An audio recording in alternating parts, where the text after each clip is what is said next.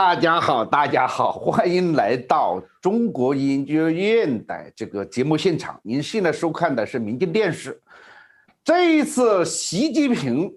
这个我们现在叫他是中共总书记，还是应该叫他中国国家主席呢？按照蓬佩奥的要求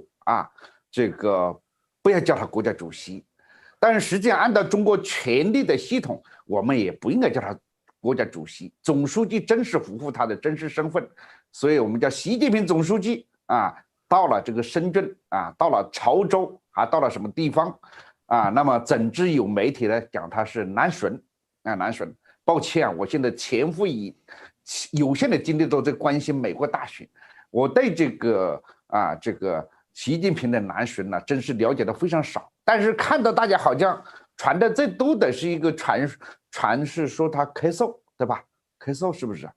所以这次南巡是不是只是留了一个咳嗽的事情大家比较关注，还是他有哪一些见解，发表了哪些看法？像我是没有注意到的，所以我特别请这个咱中国大陆现在出来不久的郑志光先生。这个我看到的报道就是说不停的咳嗽，不停的喝水，另外一个就是大概就是时间很短，提前结束了行程，所以这个第3次南巡那个非常短。咳嗽这个瞎猜吧，也觉得他身体不好或者怎么呢？我觉得更主要就是他时间很短，是不是要着急准备这个5中全会？那么习近平实际上从上台到现在是3次南巡，第1次南巡是这个12年刚上台的时候，给很多人留下了一个印象，认为他要继承邓小平路线要改革开放继续推进。那么第2次南巡就2018年这个打贸易战的时候艰苦卓绝的时候他有一次南巡。那么这次南巡感觉呢，他有一个号召，好像是要进一步扩大这个开放是不是有这个新主意了？反正这个有很多网上有评论的意思就是说，可能他又这个钟摆又在往邓小平方向这个摆上摆，但是有一点就是说。邓小平嘴里的话还好像从来没有否认要政治体制改革，但是呢，作为这个习近平嘴里的所谓的政治体制改革，就是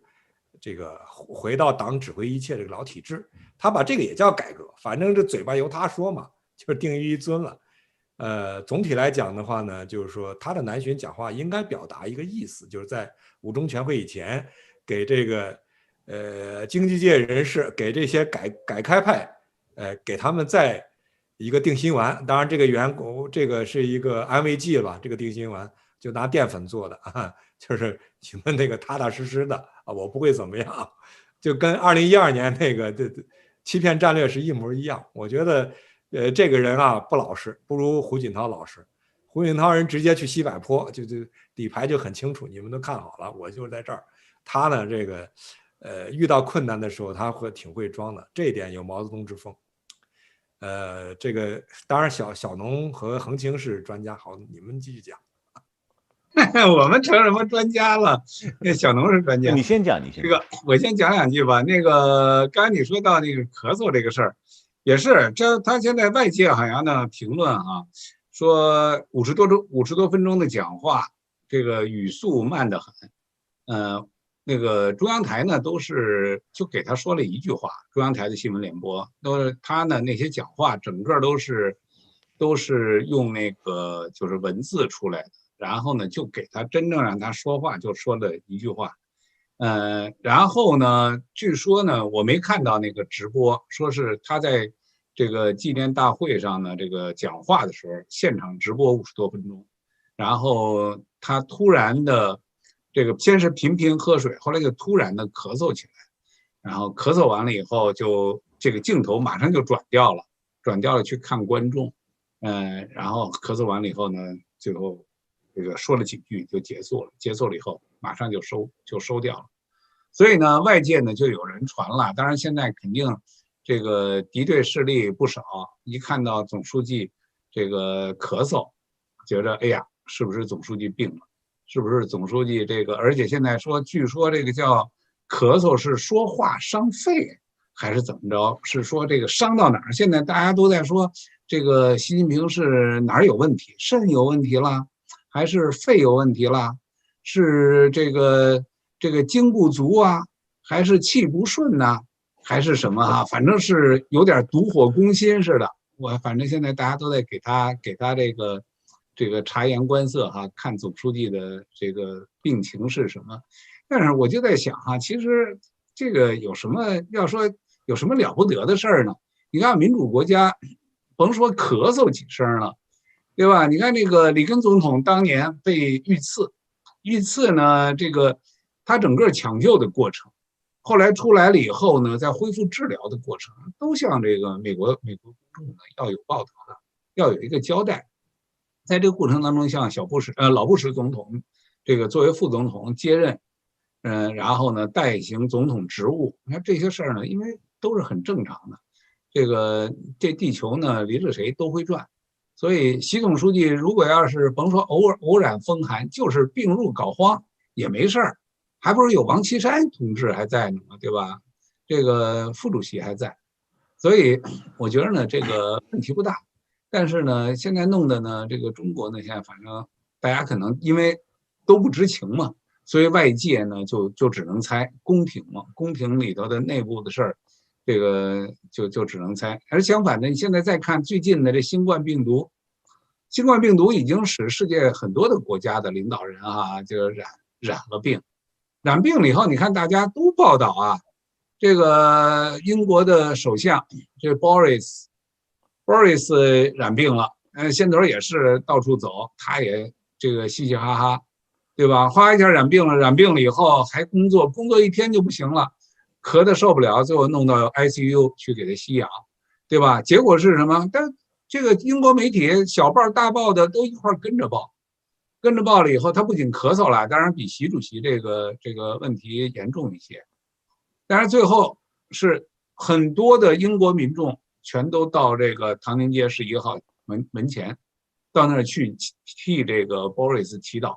希望这个 Boris 能够早点恢复健康。后来他又回来了以后就开始说了，对吧？第一 ，5G 不能在英国再做了，这中国这问题太多了。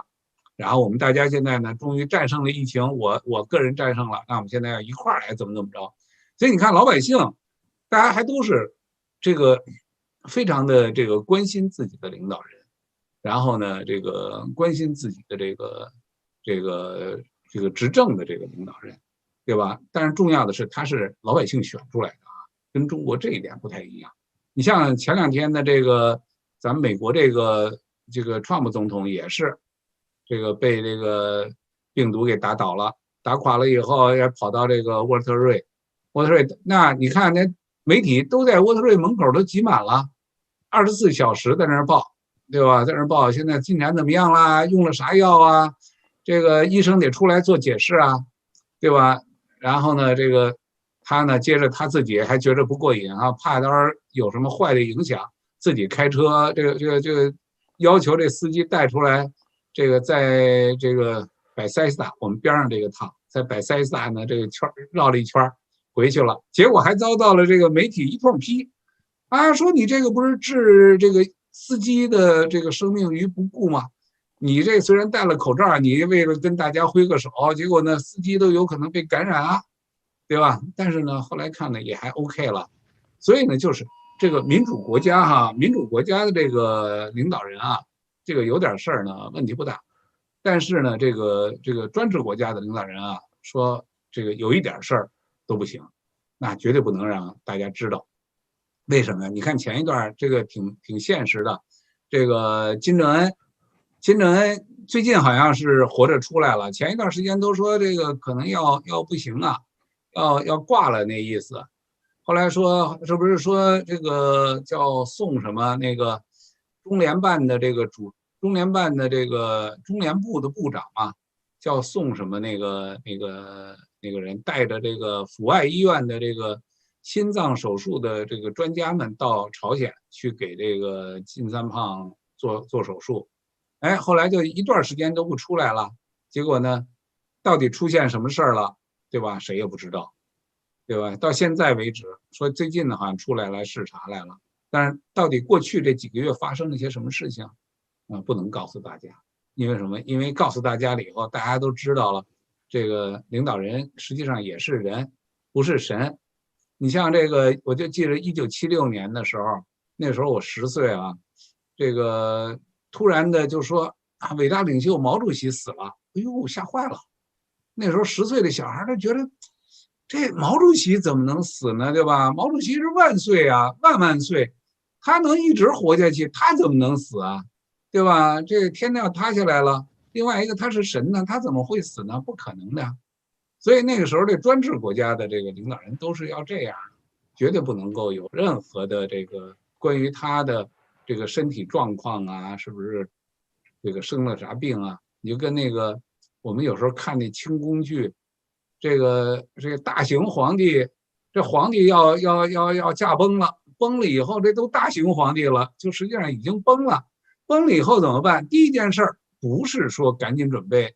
这个举行这个国葬，然后呢就开始这个继位。第一件事要做的什么呀？现在大家我想问中国人，大家都知道，第一件事叫什么？叫密不发丧，先得捂起来，绝对不能发丧。你要一发了丧，那就得闹出社会动乱来了。为什么？因为这权力不是老百姓一票一票投出来，权力是什么？宫廷密谋出来的。所以呢，像这个总书记呱咳嗽，呱使劲咳嗽，那不行，这事儿可太危险了，对吧？是不是很快要变成了要密不发丧那一幕要出来呢？那就不知道了。所以我就建议你让大家猜，我们没办法，我们一点消息都没有。为什么？因为这个都是密闭的嘛，都是封闭的这个，所以我们只能猜。所以我最后我的选择就是爱谁谁，其实他是死是活跟我无关，真是一毛钱关系都没有，所以我选择不猜。把话筒交给专家程晓农先生说吧。你这个也太消极了啊！对，你们俩把话都说完了，所以我呢就换个角度哈，就是刚才是和平还是许光提到了南巡啊，说模仿邓小平南巡，但是你没有沿这个角度再进一步往下挖一挖，我呢就从这儿开始，因为在我看起来，他有点病咳嗽，这至少不还没挂嘛。那么行程提前已经回北京了，然后陪同他的这个湖北的另外一个官呢也跑到湖北去了，就说明那个广东原来安排的这个5天还是6天的行程取消一半，这事儿呢看样子是确定了的，就是他早就离开广东了，现在已经在北京了，而且是叫做不是密不发丧，是秘密离开这深圳广东。那么我觉得这个事儿本身呢，倒也不是说就有多大的了不得，就是说习近平不是人吗？不是神吗？他怎么就不会生病啊？所以他要得病也没什么奇怪的。那么现在这个情况，就他现在已经咳嗽什么之类，这个情况来判断呢，此时此刻的病还没到趴下的程度，赶紧回去了。至于说这个是不是为了下面那个5中全会做准备，我觉得不是，因为5中全会早就准备了。那个我们的节目也好久没有谈中国国内政治了，最近有一个很重要变化，因为跟这个我今天要谈的事儿有点关系，就是中共中央刚通过一个决议，关于这个中央委员会组织生活，这个中央委员会的工作条例，其中规定的非常明确，历史上第一回，就是政治局常委会、政治局会议以及中央委员会会议这3个会议的议程内容由总书记决定。这话的意思就是，凡是他不决定的事儿不能讨论，也就是说，只能讨论他决定的事儿。这个事儿，连老毛时代一言九鼎的时代都没有明着写在什么党章里头，那只是个约定俗成。那么有了这个情况以后呢，就说要开5中全会，这个事先的议程早就由习近平一个人就定好了，因为政局常委其他的常委，还有政局委员其他委员，中央委员会的所有委员当中，除了习近平，剩下的人谁也不能就这个所谓的五中全会的任何议题发表意见，没有大家什么事儿，你到时候就奉命开会就完了，让你们举手举手，让你们鼓掌鼓掌。所以在这种情况下，中央委员会也好，这个政治局会议也好，比以往任何时候开起来都轻松。以前我们还有很多猜测的空间，说这个，比方讲政治局会议会吵起来啊，集体领导嘛。这回大家已经应该很明确了，中国不再有集体领导了，就是一人领导了，连议程都是他一个人说了算。那么这种情况下，五中全会呢准备起来并不难，只是些程序性的事情。所以应该讲是现在可能各个省市的要参会的人选，这个省委书记、省长们恐怕都已经在布置这个今后一个星期的工作，准备到北京开会了，要把工作呢交给这个副手。这个，所以他也不需要什么赶回去部署这个什么全会的具体日程安排，因为早就确定好了。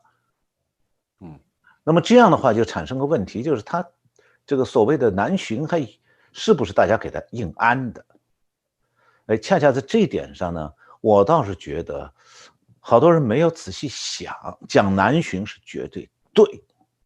讲对了，但是呢，需要往下再挖一挖，就是什么是南巡这事儿啊，时间隔久了，很多国内的人都忘了。把南巡就当作是个地理上的概念，就是说你到南方来兜一圈叫南巡，不是那么回事儿。邓小平也不是第一次去广东，所以那次叫南巡。南巡的含义实际上是说经济不行了，要用南巡到改革开放第一线去亲自推动一把，推一把，把这个车掉到轨道下头去了，把它推回来，推回到轨道上来。这是当年邓小平南巡的真实含义。那么，当年实际上邓小平也确实把车推回来了，江泽民就再也不敢折腾什么批资本主义，让这个企业家倾家荡产这事儿他就再不说了，因为当时杨白冰已经喊出口号了，这个保驾护航，意思是谁不听老邓的，我们就出来拿枪对着他了。所以总书记的这会儿说什么比谁都乖巧。他立刻就变道了，本来他是跟着陈云走的，立刻就掉过头来，脸朝着邓小平，点头哈腰，屁股对着陈云了。那么今天中国党内已经没有陈云了，这个实际上是习近平自己一个人在当家。那如果说南巡他要扭什么呢？他扭的不是别人把车给拽到沟里去，就是89年以后是陈云他们那一伙把这个党内的保守派，把这个赵紫阳时代曾经想要靠广东这个所谓大进大出这套，也就是对外开放这套这个方针呢，给它扭回来。那么也确实扭了，差点就扭回来了。但是扭的过程中，整个经济，全国经济都掉沟里去了。那么现在并没有谁在党内在扭这个车。就是经济现在有滑坡的明显的迹象，虽然说是疫情复苏，中共现在宣传上只讲复苏，不讲滑坡了，那是指在滑坡过程中的复苏，也就是说，中国经济已经是这个过去最好的时段，然后现在经济在逐渐变差，在这个过程当中，疫情加上来以后呢，就变得更差。那么现在呢，无非说从疫情中最坏的阶段往回调了一点点，就好比说你发烧40度了，现在体温下降到38度5，你就讲我们体温下降了1度半了，取得了巨大的进展，你不说你还有1度半的温度呢。中国现在的问题就在于，其实经济一塌糊涂，而且这个局面就在广东，就在深圳。因为这些月来啊，就今年上半年到现在啊，我也不知道为什么，就是整个的媒体，国内媒体可能是被封锁了，西方媒体根本只关心一件事儿，就是到底中美贸易战或者说是中美冷战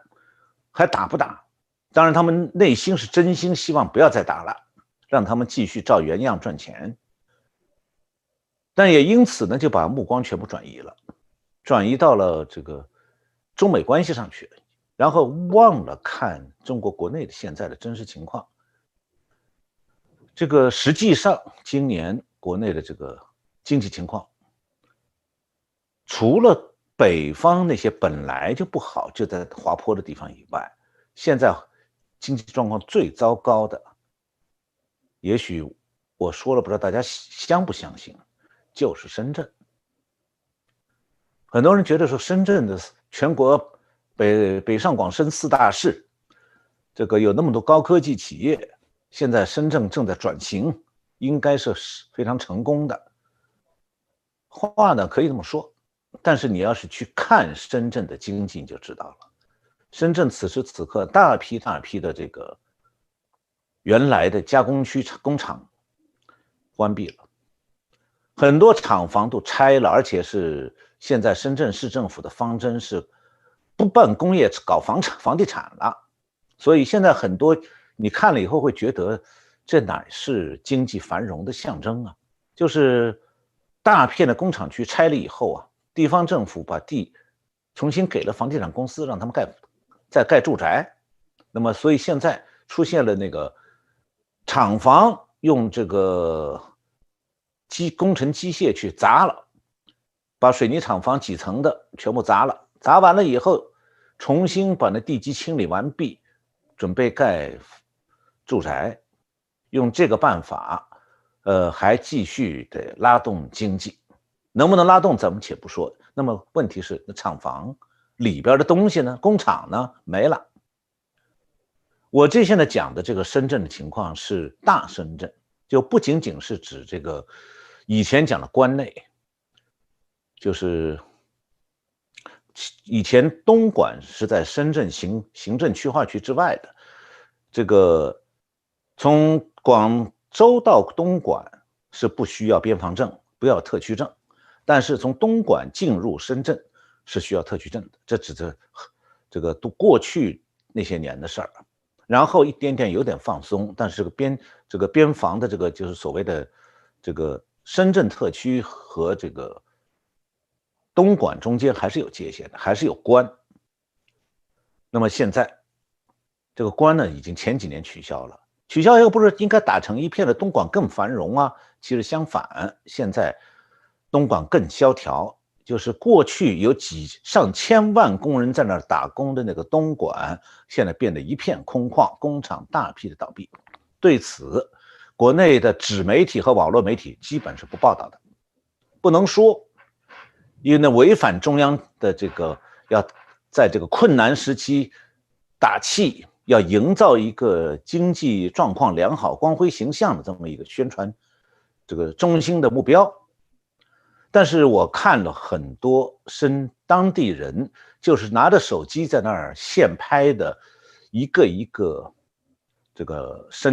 大深圳地区，从东莞到深圳几个区，那你看到的场面让人简直不敢相信，说这里曾经有过一个非常繁华的深圳。也就是说，自从这个中美的整个关系恶化之后，现在大批的原来在深圳作为支柱的工厂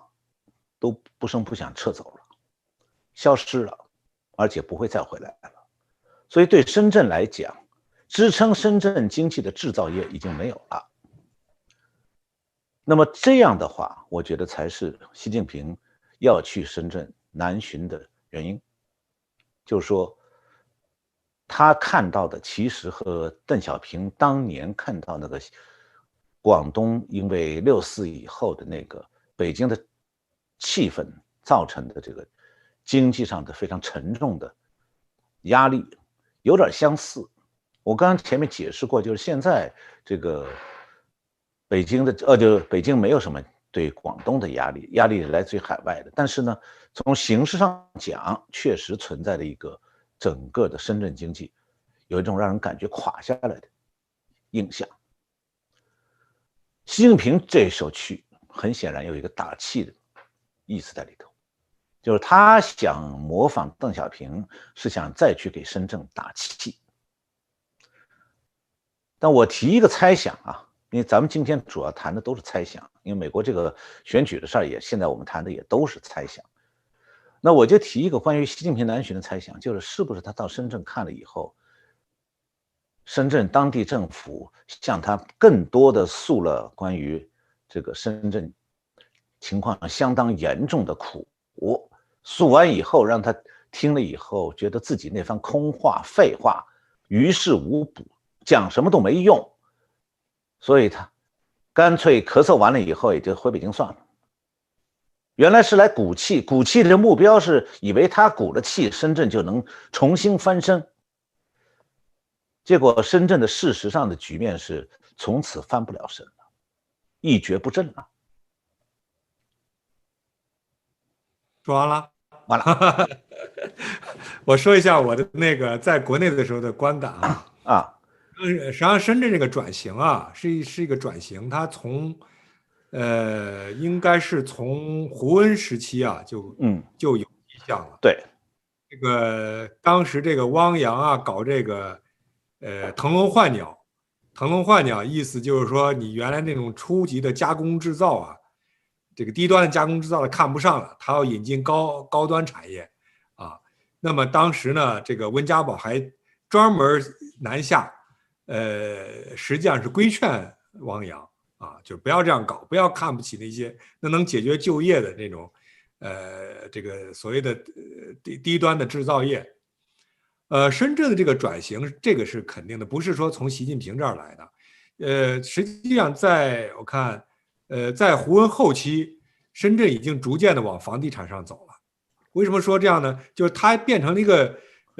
居住性城市啊，它的这种生活很方便。那厂子呢，实际上都往外搬了，原来的厂房也就改造成这种纯办公的用房，或者说往那个住的方向走了，办公的和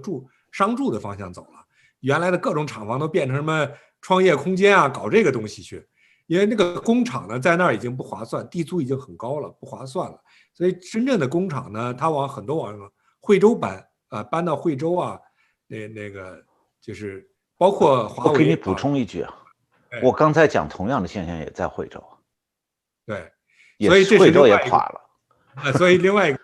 个问题，实际上就是说，这个东莞是什么扫黄打非扫黄啊？这个东莞实际上是雪上加霜啊。东莞这个它实际上本地人口只有100万吧，100多万，但是它这个高峰期，它的这种人口达到了1700万，就是说它的这种制造业的高峰期，包括围绕制造业的这种服务业，那整个是萧条下来，整个落下来。但是呢，你不管是这个胡温时期啊，还是习近平的这个执政的这个初期啊，他们都不会太在意啊，就觉得这个中国经济打不垮，好的不得了，确实势头非常好，所以他们也就很多胡乱搞。那么现在这个人话叫恢复性增长，就是往疫情以前恢复，还没到疫情以前的状况啊，所以往这个恢复性增长呢，我看到的这个评论呢，说是应该是在这个大国里头，它的这种经济面还是最好的一个状况。因为反正中国人这种党国体制吧，他也这个屡进屡退。我用这个“屡”这个词来形容，就是把中国人民打造的跟军队一样，生产也跟军队一样，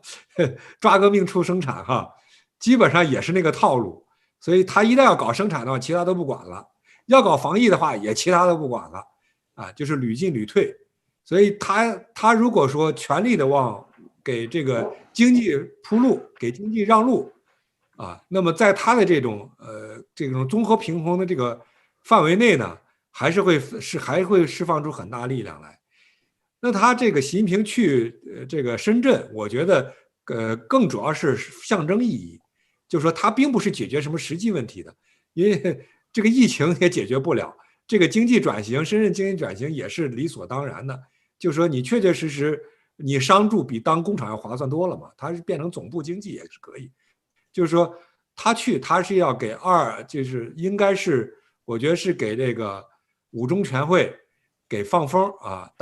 他表一个姿态，就是他是继续走邓小平路线的，给那些这个怀念邓小平、心怀这个江泽民怀念那个时代的那些既得利益层，给他们一个定心丸啊。我也说了，这个也是淀粉做的，是一个安慰剂，是，所以他也应该说没有什么大事儿，或者说北京稍微不大的事儿，也就把他就调回去了。我注意到报道中他还提到他父亲啊，实际上间接的提到他父亲习仲勋同志啊等等，就是说这个对他来讲，经济上这个东西吧，靠我觉得不是在深圳能干出什么事儿来。深圳这一个城市好坏不管事儿，他和邓小平92南巡的时候状态不一样。92南巡的深圳确确是一个所谓的保守派和改革派争论的焦点问题啊，所以邓小平带着这个军委的这个杨尚昆一帮子军头，带着这个气势汹汹的去南巡。习近平现在用不着啊，就是你刚才讲的，小农讲的，用不着啊，向左拐向右拐都由他一个人说了算啊，所以甚至还比这个毛泽东的南巡也不一样，毛泽东南巡也是权力斗争。所以习近平来讲就是放风，实际上我觉得他是放风，给这个五中全会造势放风，就强调五中全会要重视经济问题。谢谢啊，谢谢这个三位的这个高见啊。那么陶杰先生说了，他们跟我们一样，也不太关心这一次的习近平先生的这个南巡啊，因为他们说一打开报纸，广告多过新闻，打开全部都是移民广告啊，所以为什么是这样子啊？听他怎么说。不过他倒是香港第一才子，真是的，难怪那么受我们的观众欢迎。他说你怎么说那个咳嗽的声音就一定是习近平的呢？对不对？那个画面都没有，咳嗽的声音是其他的画面，你们非得说是习近平的，到底是怎么回事？请大家对照一下视频和陶杰先生的讲话。现在回到了您的身边啊，很近看深圳啊，台出40周年。那么习近平总书记啊，在北京这个南下，我看这样的新闻比较少啊，这个抱歉，我估计您是应该看的比较多，是吧？因为现在听说香港的电视台基本上都是红色电视台了，应该对这个习近平先生的这一次南巡呢，这个报道的这个场景比较多。您印象最多的是哪个？我只看了一个，好像他咳嗽啊，这个比较严重啊，是不是跟川普总统一样的？也是有什么样身体不大舒服啊，而且听说急急忙忙赶回去了。其实我对这个新闻今天已经兴趣不大啊，但是您既然看这个题目，我就看一些视频，是不是啊？对什么纪念40周年，我对这个新闻的关注就等于深圳里头一个洗脚店里头的一个洗脚的这个小妹一样。从湖南来的，山东来的，一问三不知，我不会去关注的。为什么呢？有什么值得关注呢？你认为应该值得关注吗？40周年改革还老调重弹，还说什么改革开放要是什么，但是又是什么以内循环为主外循环为副的这个什么？对于这些空泛抽象的语言，说句老实话我们的人生很短，光阴很宝贵，我觉得应该把时间花在一些更有建设性的事情，比方讲看看书读读唐诗300首重温一下《红楼梦》更好，是不是那比方讲，什么叫以内循环为主再加上外循环的改革开放的，这个我不懂是不是？这个话说了等于没说。为什么？因为我们一直几十年都说中国的经济增长是3驾马车，哪3驾？就是内需，第2就是基建，第3就是出口。那么内需跟基建不就是内循环吗？出口不就是这个中国货跟国际体系继续贸易吗？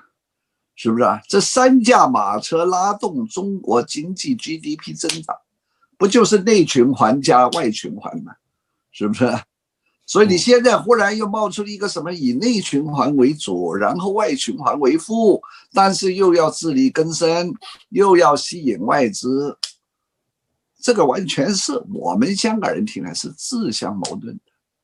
的就是既要抓好阶级斗争，但是同时也要抓生产。毛泽东的时代，以阶级斗争为纲的时候，就是叫你不要搞生产。你搞生产就是以经济建设为纲，那个时候就邓小平说的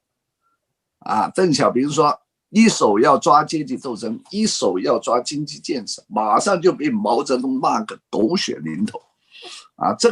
这个当中没有50对50的，只有阶级斗争为纲。中国人50年呢，他那个时间，然后他这个讨论，然后这个思考就在这种词汇的迷宫里头团团转，是不是？对不对？所以我们在外面搞不懂，我想很多人都失去了在深入研究的兴趣，因为打开报纸全是移民广告这个林郑月娥就说这个我们香港这个立了国安法以后，局面更稳定，这个环境更和谐更能执行好一国两制。但是你看很多报纸，不只是苹果，还有这个清政府的《明报》跟《信报》，打开全是加拿大买房子，什么英国投资移民，澳大利亚，这就是最说明情况，是不是？对不对？所以呢，这个什么改革开放40周年，对我来说我没兴趣，对不起，我也没有认识，到了今天也没什么好说，是不是？甚至习近平先生咳嗽你也没注意到，咳嗽我们没看到因为把他镜头挪开了，就是耳朵听见这个几声咳嗽，我都不知道是真是假。是不是摄影师在咳嗽呢？是不是这个一小撮反共反华势力在这里浑水摸鱼呢？然后就大造文章说我们敬爱的习主席健康出问题呢？这个不好说，我没看见，因为咳嗽的镜头没有播出来，等于你们在美国打开主流媒体看不到拜登的儿子收乌克兰的钱，收中国的钱一样。两眼一摸黑，即使是咳嗽了又怎么样呢？是不是？毕竟就60多岁的人了，咳嗽就咳嗽对，我们平时也咳嗽我常常就咳嗽那习老爷子咳嗽了2下子有什么问题？不就是你们这些人想大造文章好川普中了，你也有今天了，是不是？是不是这个意思？对不对？像你好了，看你笑的乐的，对不对？您又开始反讽我了OK， 没有嘲笑我，网上马上就开始了总之我没看得到任何人咳嗽，听到了2声咳嗽，我怀疑是那个中央台摄影师在咳嗽，因为他镜头挪开了，是不是？对，我们怎么会没有想到这一点呢？所以难怪陶杰先生是香港第一才子，就是能够看到、听到我们看不到的东西，听到我们听不到的东西。对呀，拜登的儿子那2个电邮我们看到了，是不是？我们看到了，《纽约邮报》就登出来了，但是《华盛顿邮报》硬看不到，推特就看不到，脸书就看不到，是不是？说没有这个事儿。